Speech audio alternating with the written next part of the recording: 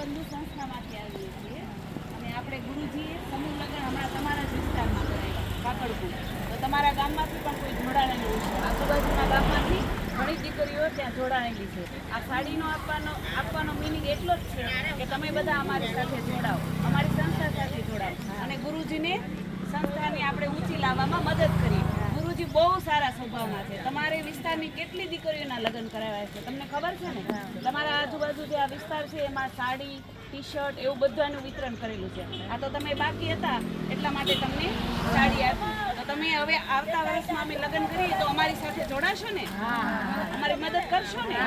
હા, તો આપણે સંસ્થાને ઊંચી લાવવાની છે અને તમને પણ રોજગાર મળે એવું આપણે ગુરુજી વિચારી રહ્યા છે. તો તમને પણ એમાં અમારી સાથે જોડાય અને અમારી સાથે અમને મદદ કરો. બસ એ આ સંસ્થાનો હેતુ છે.